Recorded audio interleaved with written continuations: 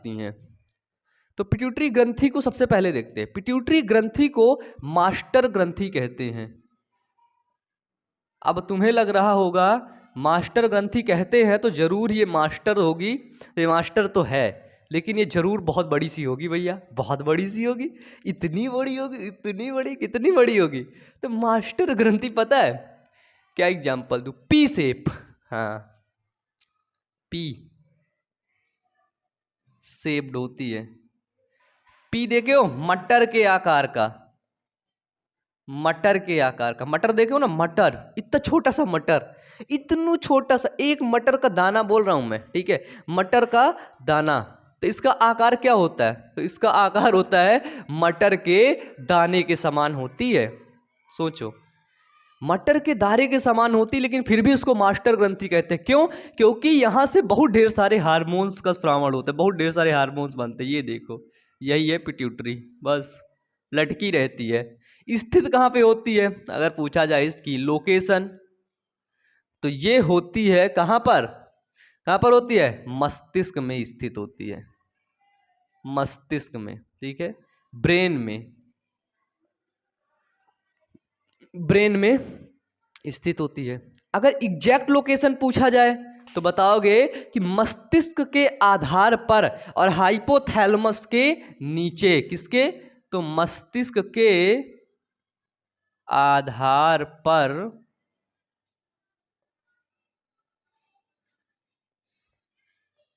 मस्तिष्क के आधार पर हाइपोथैलेमस के नीचे स्थित होती है। कौन सी ग्रंथि? पिट्यूटरी। ब्रेन का जो बेस होता है, ठीक है, मस्तिष्क का जो आधार होता है, ठीक है, और जो हाइपोथैलेमस होता है, ब्रेन में पढ़े थे थैलेमस, हाइपोथैलेमस पढ़े, तो हाइपोथैलेमस के जस्ट नीचे पाया जाता है, ठीक है, पिट्यूटरी ग्लैंड, यानी कि इस कान के इधर ही पाया जाता है, ठीक है। और यहाँ पर आपको पता, क्रेनियम से बिल्कुल जकड़ा रहता है, इसके अंदर द्रव्य भरा रहता है। कौन सा? विब्रियो। हाँ, बताओ बताओ बताओ बताओ बताओ। Vibrio, cerebro. बताओ जल्दी से कमेंट बॉक्स में बताओ, इसके अंदर जो द्रव्य भरा होता है, फ्लूइड भरा होता है, उसको क्या बोलते हैं? अगर उस फ्लूइड में कोई प्रॉब्लम हो गई तो कौन सा रोग होता है? मेनिंजाइटिस। हाँ? बताओ, याद करो, मैं नहीं याद करूंगा। तो पिट्यूटरी ग्रंथि क्या होती है? पिट्यूटरी ग्रंथि से बहुत ढेर सारे हार्मोन्स का स्रावण होता है, ठीक है, और दूसरी अंतःस्रावी ग्रंथि को भी ये नियंत्रित करती है, ठीक है। बहुत इंपॉर्टेंट पॉइंट कि पिट्यूटरी ग्रंथि से बहुत सारे हार्मोन्स का स्रावण होता है, बहुत सारे हार्मोन्स तो इसके द्वारा निकलते ही हैं, साथ ही स्रावण होता है, और यह अंतःस्रावी ग्रंथि को नियंत्रित भी करते, अंतःस्रावी ग्रंथि को नियंत्रण भी करती हैं। कई दूसरी जो अंतःस्रावी ग्रंथियां होती हैं उनको ये देखती भी रहती है, हार्मोन्स भी निकालती है, देखती भी रहती है कि ये सब काम अच्छे से कर रही हैं कि नहीं। ये पता लगे मैं तो कहीं और चली गई, काम ही नहीं हो रहा है। जैसे प्रिंसिपल मैडम या प्रिंसिपल सर पढ़ाते भी हैं, वो पढ़ा भी लेते हैं, वो क्लास भी दे देते हैं, लेकिन वो सभी टीचर्स पर नज़र भी बनाए रखते हैं, है ना? उनको बोलते हैं मास्टर मेन, है ना मास्टर। और एक मास्टर, जैसे हिंदी का ले लिया जाए, इंग्लिश का ले लिया जाए, मेरे को बायोलॉजी ले लिया जाए, तो हम लोग पूरा चीज़ नहीं मैनेज कर सकते, लेकिन वो प्रिंसिपल क्या करते? पढ़ाते भी हैं, साथ में सब मास्टर्स को भी मैनेज कर लेते, पूरे स्कूल को मैनेज कर लेते। तो वही एग्जाम्पल मान लो पिट्यूटरी। पिट्यूटरी है प्रिंसिपल ऑफ बॉडी, है ना? शरीर की ये प्रधानाचार्य होती है, शरीर की ये प्राचार्य होती है, प्रिंसिपल होती है, ठीक है। तो पिट्यूटरी ग्रंथि क्या होती है? साथ में अपना श्रावण तो देती ही है, हार्मोन्स का श्रावण तो देती, लेकिन साथ में क्या करती? दूसरी अंतःस्रावी ग्रंथियां को भी ये नियंत्रित कर लेती है। बहुत बड़ी बात होती है। और पिट्यूटरी ग्रंथि यार वास्तव में इस ग्लैंड को मानना पड़ेगा, है ना? बहुत इसका गजब को फंक्शन होता है, ठीक है। चलिए अब देखते हैं पिट्यूटरी ग्रंथि जो होती है, इसके भाग, ये कितने भागों में डिवाइड होती है। आपके सिलेबस में तो नहीं है, लेकिन यदि आप पढ़ रहे हैं तो आप अच्छे से ही पढ़ लीजिए। पिट्यूटरी ग्रंथि दो भागों में डिवाइड होती है, एक होती है फ्रंटल लोब, एक होता है बैक लोब, एक होता है द एंटीरियर लोब, इसमें ब्लैक से लिख दूं, द एंटीरियर लोब, और एक होता है द पोस्टीरियर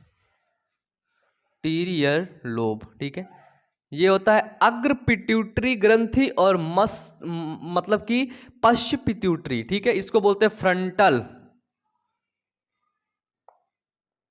फ्रंटल लोब, और इसको बोलते हैं बैक लोब। ठीक है, तो पिट्यूटरी ग्रंथि के दो भाग होते हैं, एक होते फ्रंटल आगे वाला भाग, पीछे वाले को बोलते हैं back lobe, posterior pituitary.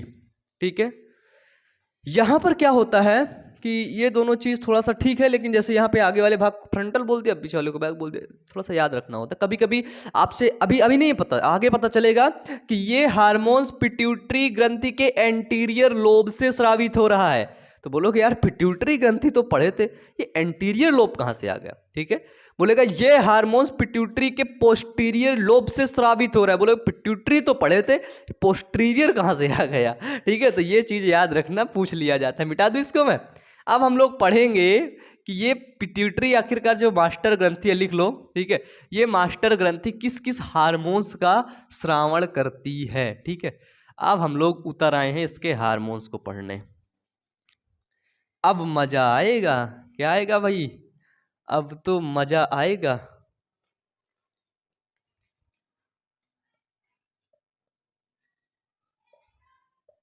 Hormones को पढ़ने आए हैं अब हार्मोन्स देखेंगे कौन कौन से हार्मोन्स का ये श्रावण करती है।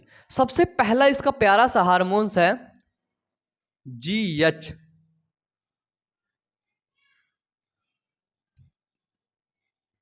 जिसको बोलते हैं ग्रोथ हार्मोन्स।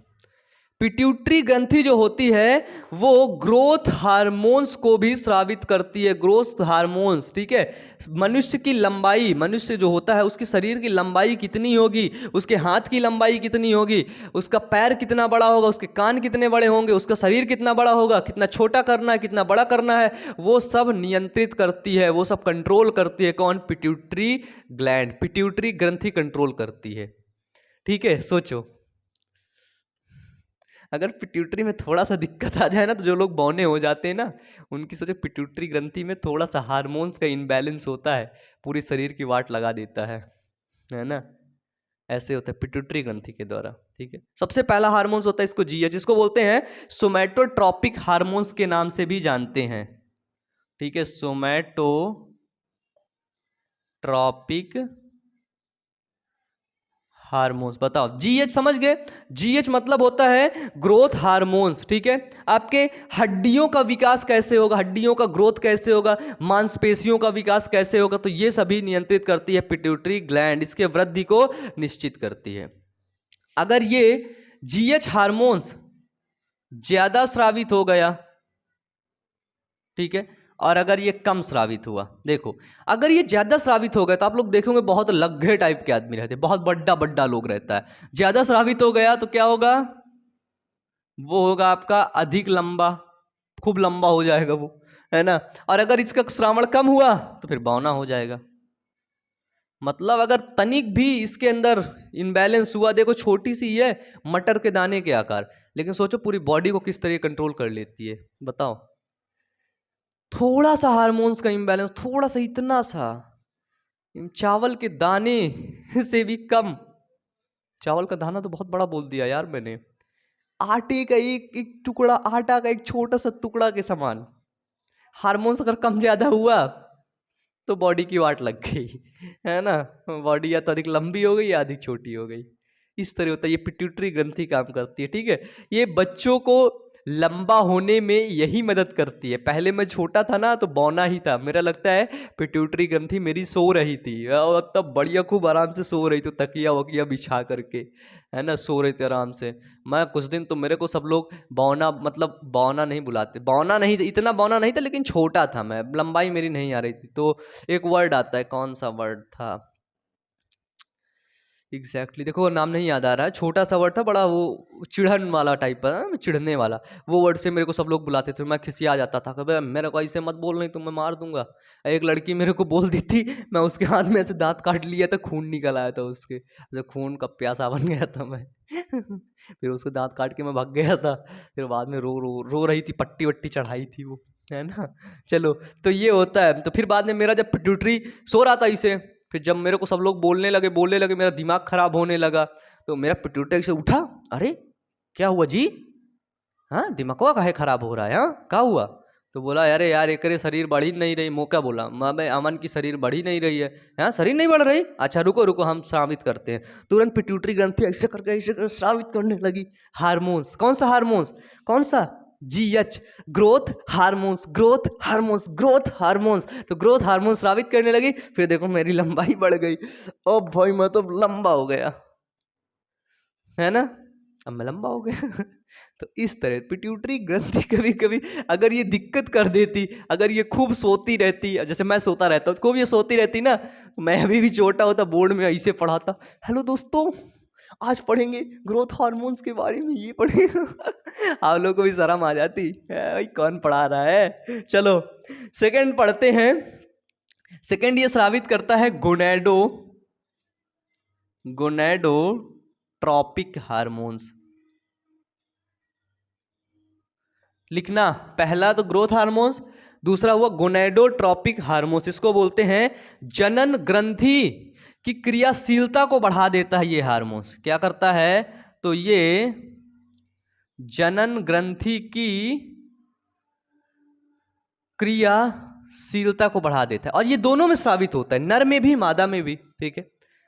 तो ये जो गोनेडोट्रॉपिक हार्मोन्स होता है, ठीक है, ये कौन स्रावित करता है, ये करता है पिट्यूटरी। ये किसका काम क्या होता है, तो जनन ग्रंथियां होती हैं, ठीक है, रिप्रोडक्टिव ग्लैंड जो होती हैं उनकी क्रियाशीलता, उनकी एक्टिविटी, उनको एक्टिव कर देता है, ठीक है, जिससे वो प्रॉपर काम करने लगती हैं, ठीक है। इसके अंदर दो हार्मोन स्रावित होते हैं, एक होता है LH और एक होता है FSH। एक होता है ल्यूटिनाइजिंग हार्मोन्स और एक होता है फॉलिकल स्टिमुलेटिंग हार्मोन्स, ठीक है। जो LH होता है और FSH होता है, ये हार्मोन्स दोनों में स्रावित होता है, दोनों में। LH और FSH मेल के अंदर भी, नर के अंदर भी स्रावित होता है, और मादा के अंदर भी, यानी कि फीमेल के अंदर भी स्रावित होता है, ठीक है। FSH फॉलिकल को स्टिमुलेट करने के लिए, मादा के अंडाणु को स्टिमुलेट करने के लिए FSH स्रावित होता है, ठीक है। और नर के अंदर शुक्राणु के निर्माण की क्रिया को आगे बढ़ाने के लिए FSH स्रावित होता है। ल्यूटेनाइजिंग क्या करता है, तो अंडाणु को जैसे ल्यूटेनाइज करने के लिए, मतलब कि परिवर्तित करने के लिए ल्यूटेनाइजिंग हार्मोन स्रावित होता है। ये अभी जब जनन तंत्र पढ़ोगे ना, आगे है जीव जनन कैसे करते हैं, वहां पर पूरा डिटेल से पढ़ने को मिलेगा, ठीक है। तो गोनेडोट्रॉपिक हार्मोन्स, ठीक है, वो सभी हार्मोन्स का श्रावण यहां से होता है, ठीक है। कहां से, यहां से। और एक हार्मोन्स और होता है प्रोलैक्टिन, इसको बोलते हैं LTH, प्रोलैक्टिन, है ना। प्रोलैक्टिन हार्मोन्स भी यहां से स्रावित होता है। जनन ग्रंथियां का हार्मोन्स देख लिए, लेकिन जो प्रोलैक्टिन होता है जिसको बोलते हैं लैक्टोजेनिक हार्मोन्स, ठीक है। LTH मतलब क्या होता है, LTH होता है लैक्टोजेनिक हार्मोन, ठीक है। जो LTH होता है लैक्टोजेनिक मतलब दुग्ध का श्रावण, मेमोरी ग्लैंड। अब जैसे हमारे अंदर LTH हार्मोन्स कम होता है, बहुत कम होता है, ना के बराबर होता है, लेकिन फीमेल्स के अंदर LTH हार्मोन ज़्यादा मात्रा में होता है, तभी वो स्तनपान करा पाती है, अपने बेबी को, छोटे से बच्चे को दूध पिला पाती हैं, है ना। तो ये सारी चीज़ें होती हैं सर। तो कितने हार्मोन्स हो गए, अभी तो ये शुरुआत है, ये तो बस शुरुआत है, मिटाऊं इसको, चलो अभी और देखना। पिट्यूटरी हल्के में ले रखे हो क्या यार, हैं, हल्के में मत लेना, पिट्यूटरी ग्रंथि है ये।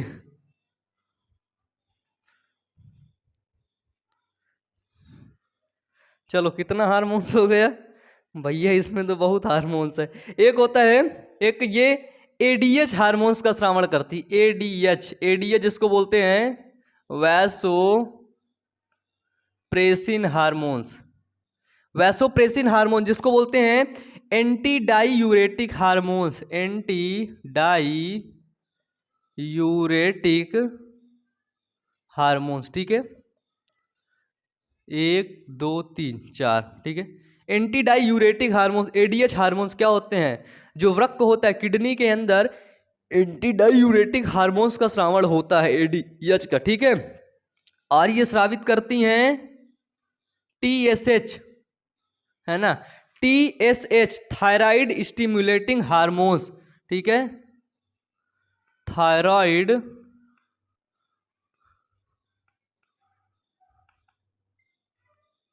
स्टिमुलेटिंग हार्मोन्स, ठीक है। टीएसएच जो होता है थायराइड स्टिमुलेटिंग हार्मोन्स होता है, इसका श्रवण कौन करती है? पिट्यूटरी। क्यों? क्योंकि पिट्यूटरी ग्रंथि ध्यान रखती है कि थायराइड ग्रंथि सही तरीके से काम कर रही है या फिर नहीं। अगर सही तरीके से काम नहीं कर रही पिट्यूटरी ग्लैंड दुई तमाचा मारेगी, ए उठ चल सही तरीके। थायराइड ग्रंथि यहाँ पे होती तितली के समान, ठीक है, यहाँ पे।